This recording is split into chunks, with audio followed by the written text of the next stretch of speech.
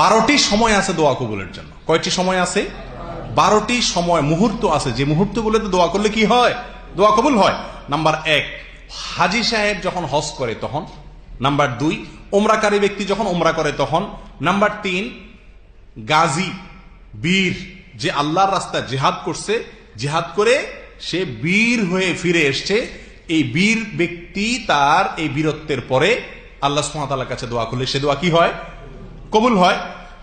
এবং এ বিষয়ে সুনান আবু দাউদ এবং অন্যান্য হাদিসের কিতাবে বিস্তারিত হাদিস আসছে। নাম্বার 4, আজানের সময় দোয়া করলে কি হয়? দোয়া কবুল হয়। নাম্বার 5, যুদ্ধের সময় দোয়া করলে দোয়া কবুল হয়। নাম্বার 6, বৃষ্টি যখন পড়ে, বৃষ্টি নাজিলের সময় দোয়া করলে কি হয়? দোয়া কবুল হয়। এই বিষয়ে আবু দাউদে সাহল ইবনে সাদ রাদিয়াল্লাহু আনহু থেকে একটা বিস্তারিত হাদিস এসেছে। নাম্বার 7, কোন ব্যক্তি যদি রাত্রে অজু অবস্থায় থাকে, পবিত্র অবস্থায় থাকে এবং আল্লাহ জিকির করতে থাকে, ওই অবস্থায় সে দোয়া করলে দোয়া কবুল হয়। এবং এই বিষয়ে মুসনাদ আহমদ ইবনে হাম্বলে হাদিস আসছে। নাম্বার 8, রাতের শেষ ভাগে, ভোর রাতে যদি কেউ উঠে আল্লাহর কাছে দোয়া করে, এই সময় দোয়া কবুল হয়। এই বিষয়ে সহিহ বুখারীর বিখ্যাত হাদিস আছে, আমরা জানি নবী আলাইহিস সাল্লাতু ওয়াস সালাম বলেছেন, ভোর রাত যখন হয় আল্লাহ তাআলা দুনিয়ার আসমানে আসেন, এসে বান্দাকে ডাকতে থাকেন, তোমাদের কোনো চাওয়া আছে কিনা পেশ করো, আমি চাওয়া মঞ্জুর করব। তাহলে ভোর রাতে দোয়া করলে দোয়া কবুল হয়। নাম্বার 9, জুমার দিন, আগামীকালকে শুক্রবার, এই শুক্রবারে জুমার দিনে একটা সময় আছে যে সময় দোয়া কবুল হয়। কোন সময় সেটা হাদিসে নির্দিষ্ট করে বলা হয় নাই। মুহাদ্দিসিন ইকরাম এক একজন এক একটা মন্তব্য যার যার ধারণা অনুযায়ী করেছেন। কেউ বলেছেন আসরের পরে, কেউ বলেছেন জুমার আগে পরে, বিভিন্ন সময়। কিন্তু একজন মুমিনের এই শুক্রবারের পুরো সময়টাকে চলতে ফিরতে কাজের ফাঁকে আল্লাহর কাছে মনে মনে কি করা উচিত? দোয়া করা উচিত। কারণ একটি সময় আছে দোয়া কবুল হয়, এটা কোন সময় আমরা কেউ জানি না। নাম্বার 10, লাইলাতুল কদরে দোয়া করলে কি হয়? দোয়া কবুল হয়। আমাদের আয়েশা রাদিয়াল্লাহু তাআলা আনহা, তিরমিজি এবং অন্যান্য হাদিসে কিতাবে বর্ণিত হয়েছে যে তিনি নবী আলাইহিস সালামকে বলেছেন, ইয়া রাসূলুল্লাহ, যদি আমি লাইলাতুল কদর পেয়ে যাই আল্লাহর কাছে, আমি কি চাইবো, কি বলবো? তাহলে তিনি দোয়া কবুল করার জন্য ভাষা জানতে চাচ্ছেন নবী আলাইহিস সালামের কাছে। তার মানে এই সময় দোয়া করলে দোয়া কবুল হয়। নবী আলাইহিস সালামও তাকে ভাষা শিখিয়ে দিয়েছেন, আল্লাহুম্মা ইন্নাকা আফুউন কারীম তুহিব্বুল আফওয়া ফাফু আন্নী। এই দোয়া করিও, আল্লাহ আপনি দয়ালু, আপনি ক্ষমাশীল, আপনি করিম, অতএব আমাকে ক্ষমা করুন। তাহলে লাইলাতুল কদরে এই সময় দোয়া করলে, এই রাতে দোয়া করলে কি হয়? দোয়া কবুল হয়। নাম্বার 11, আজান এবং একামতের মধ্যবর্তী যে জায়গাটা, আমরা বেশিরভাগ টয়লেটে পড়ে থাকি, এই টাইমটাতে দোয়া করলে কি হয়? দোয়া কবুল হয়। নাম্বার 12, 5 ওয়াক্ত সালাতের একেবারে শেষ ভাগে এসে দোয়া করলে দোয়া কবুল হয়। দোয়া মাসুরা পড়ি না আমরা আত্মায়াত দুরুদের পরে? এই দোয়া মাসুরার জায়গায় শুধুমাত্র দোয়া মাসুরা আল্লাহুম্মা ইন্নী যালামতু নাফসি না, এখানে রব্বির হামহুমা পড়তে পারেন, রব্বানা আতিনা ফিদ দুনিয়া পড়তে পারেন, যে কোনো দোয়া আপনি এই জায়গায় পড়তে পারেন। দোয়া জায়গা, এই জায়গা হলো দোয়া কবুলের জায়গা। কেউ কেউ বলেছেন সালাতের শেষে। এ হলো মোট 12টি জায়গা, যে জায়গাগুলোতে কি হয় ভাই? দোয়া কবুল হয়। 4 অবস্থায় দোয়া কবুল হয়। এবার আসি অবস্থায়। 4টা অবস্থা আছে যে অবস্থায় কি হয়? দোয়া কবুল হয়। নাম্বার 1, সফর অবস্থায় দোয়া কবুল হয়। কি অবস্থায় দোয়া কবুল হয় ভাই? সফর অবস্থায়। ইবনে মাজাহ আবু হুরায়রা রাদিয়াল্লাহু তাআলা বর্ণিত হাদিসে আসছে, নবী আলাইহিস সাল্লাম বলেছেন, সালাতু দাওয়াত ইউস্তাজাবু লাহুন্না লা শাক্কা ফিহিন্না। 3টা দোয়া কবুল হয়, কোনো সন্দেহ নাই। তার ভিতরে একটা দোয়া হলো দাওয়াতুল মুসাফির। কার দোয়া ভাই? মুসাফির ব্যক্তির দোয়া। আপনি যখন সফরে থাকবেন তখন আল্লাহর কাছে মনে মনে কি করতে থাকেন? দোয়া করেন। আমরা সাধারণত সফর করলে ওই সময় আল্লাহর অবাধ্যতা আরো বেশি করি, গান বাজনা ফুর্তি ফার্তা করতে করতে সফর করি, ঠিক না বে ঠিক? বিমানে উঠলে আগে হেডফোন লাগাই নিয়া, ইয়ারফোন লাগাই নিয়া এরপরে গান শুনতে শুনতে বিমানে যাই, ঠিক না বে ঠিক? গায়েতে উঠলে বলি সুপারভাইজার সাহেব হিন্দি গান লাগাই দেন, জাগানাকা গান লাগাই দেন, ঠিক না বে ঠিক? অথচ সফরে কি হয়? দোয়া কবুল হয়। আর ওইখানে আল্লাহর গজব আসার কাজ আমরা বেশিরভাগ করে থাকি। আল্লাহ আমাদের বোঝার তৌফিক দান করুন। তাহলে প্রথম হলো সফরের দোয়া, সফরের সময় প্রথম হলো তাহলে মুসাফিরের দোয়া, সফর অবস্থা কবুল হয়। নাম্বার 2, রোজাদার ব্যক্তির দোয়া, রোজা অবস্থায় কি হয়? কবুল হয়। ইবনে মাজাহ এই সম্পর্কে বর্ণিত হাদিসে আসছে, নবী সাল্লাল্লাহু আলাইহি ওয়াসাল্লাম বলেছেন, ইন্নাল ইসসাইম ইনদা ফিতরিহি লা দাওয়া মা তুরাদ। ইফতারের আগে পর্যন্ত রোজাদার ব্যক্তির দোয়া কি হয়? দোয়া কবুল হয় এবং ফেরত দেওয়া হয় না। নাম্বার 3, যে ব্যক্তি দেয়ালে পিঠ ঠেকে গেছে তার দোয়া কবুল হয়। আমরা 3 যুবকের ঘটনা জানি, বিখ্যাত হাদিসে আসছে, নবী সাল্লাল্লাহু আলাইহি ওয়াসাল্লাম বলেছেন যে 3 জন যুবক একটি গর্তে আশ্রয় নিয়েছিল, গর্তের মুখ পাথরে বন্ধ হয়ে গেছে, তারা বের হওয়ার কোনো জায়গা নাই, উপায় নাই, তারা মৃত্যুর প্রহর গুনছে। এই অবস্থায় তারা 3 জনে 3টি আমলের কথা স্মরণ করে আল্লাহর কাছে কি করছেন? দোয়া করছেন।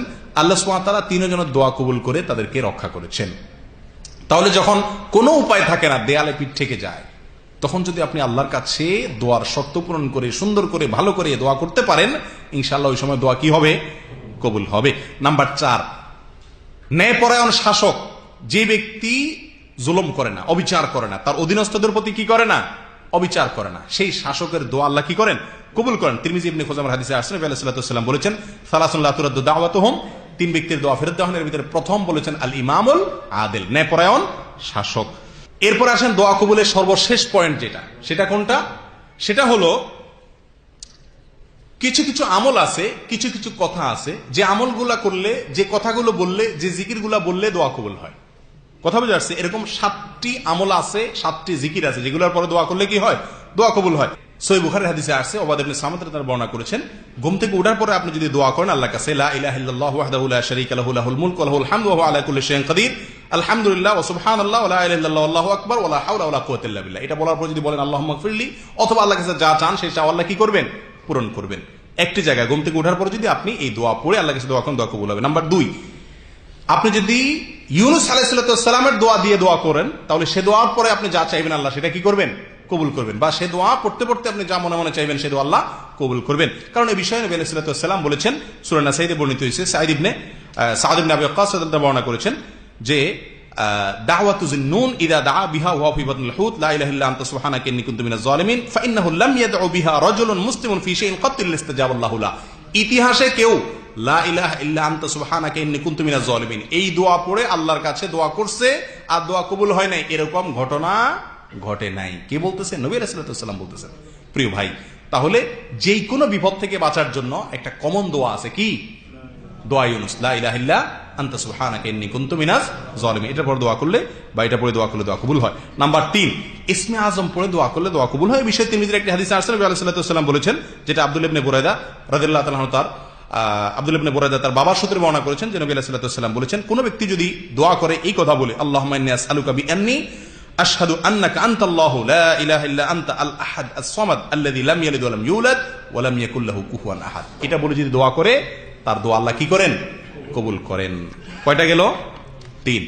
নাম্বার 4, যদি কেউ বিপদগ্রস্ত হয় এবং বিপদের পরে এই দোয়াটি পড়ে, তো আল্লাহ তাআলা তার দোয়া কবুল করেন, তার বিপদ দূর করেন এবং তার চাইতে উত্তম জিনিস আল্লাহ তাআলা তাকে দান করেন। এই বিষয়ে সহিহ মুসলিমের হাদিসে আসছে, উম্মুল মুমিনিন উম্মে সালমা রাদিয়াল্লাহু তাআলা আনহা বলেন, নবী আলাইহিস সালাম থেকে আমি বলতে শুনেছি যে তিনি বলেছেন, মা মিন আবদিন তুসিবিহু মুসিবা ফায়াকুল, কোন মুমিন বান্দার যদি কোনো মুসিবত হয় আর সে বলে ইন্না লিল্লাহি ওয়া ইন্না ইলাইহি রাজিউন, এবং সাথে বলে আল্লাহুম্মা আজরনি ফি মুসিবাতি ওয়া আখলিফ লি খায়রাম মিনহা, আল্লাহ আমার বিপদের উত্তম বিনিময় দিয়েন, ধৈর্য ধারণ করার কারণে বিপদের বিনিময় দান করেন, আর বিপদে আমার যে ক্ষতিটা হলো তার চাইতে ভালো কিছু দিয়ে আমাকে কি করেন? পোষায়া দিয়েন। এই দোয়া যদি কেউ করে, নবী আলাইহিস সালাম বলেন, তাহলে আল্লাহ সুবহানাহু ওয়া তাআলা ওই ব্যক্তিকে ওই মুসিবতের বিনিময়ে উত্তম কি দিবেন? বদলা দিবেন, এবং তার উত্তম ভালো এর চাইতে বিকল্প দিবেন। উম্মে সালমা রাদিয়াল্লাহু আনহা বলেন, এই দোয়া নবী আলাইহিস সালাম থেকে শেখার পরে আমার স্বামী আবু সালামা যখন মারা গেছেন, আবু সালামার মৃত্যুর পরে আমি আল্লাহর কাছে দোয়া করছি, আল্লাহ সুবহানাহু ওয়া তাআলা আবু সালামার মতো স্বামীকে হারাইছি, এরপরে রাসূলকে আমার স্বামী বানাই দিয়েছেন। দোয়া কিরকম কবুল হয়েছে দেখছেন? তাহলে এই দোয়া করলে দোয়া কবুল, এই দোয়া করে দোয়া করলে কি হয়? দোয়া কবুল হয়। কয়টা গেল? 4টা। নাম্বার 5, আল্লাহর কাছে যে ব্যক্তি জিকির করে বেশি বেশি, তার দোয়া কি হয়? ওই জিকিরের পরে দোয়া করলে দোয়া কবুল হয়। এই বিষয়ে হাদিসে আসছে, সালাতুন লা ইউরাদ্দু দুআউহুম, এর ভিতরে আসছে ব্যক্তি আল্লাহকে বেশি বেশি জিকির করে তারপর দোয়া করলে দোয়া কবুল হয়। 6 নম্বর, কোরআন তেলাওয়াতের পরে দোয়া করলে দোয়া কবুল হয়। যদিও এই বিষয়ে কয়েকটা হাদিস বর্ণিত হয়েছে, এর ভিতরে বেশিরভাগ হাদিসগুলাই জয়ীফ, কিন্তু একটা হাদিস আছে কিছুটা প্রমাণযোগ্য, যেটাকে আল্লামা আলবানী রাহমাহুল্লাহ সহ অনেকে হাসান বলেছেন। সেই হাদিসের আলোকে বোঝা যায় যে কোরআন তেলাওয়াতের পরে দোয়া করলেও দোয়া কবুল হয়, কিন্তু আনুষ্ঠানিক কোনো দোয়া নাই, হুজুর দিয়ে দোয়া করানোর কোনো সিস্টেম নাই, এবং গতানুগতিক কোনো দোয়া যেগুলো আমাদের সমাজে প্রচলিত আছে এগুলোর কোনো ভিত্তি নেই। নাম্বার 7, জমজমের পানি দোয়া পান করার পরে দোয়া করলে বা চাইলে সেটা কি হয়? দোয়া কবুল হয়। ইবনে মাজাহ হাদিসে আসছে, নবী আলাইহিস সালাম বলেছেন, মা ও জমজম লিমা শুরিবালা, জমজম পানি পান করার পরে আপনি বা পান করার সময় যে উদ্দেশ্যে আপনি পান করেন, যে চাওয়া আপনি আল্লাহর কাছে পেশ করেন, সেটা আল্লাহ তাআলা কি করেন? পূরণ করেন। তাহলে এই 7টি ক্ষেত্র আছে।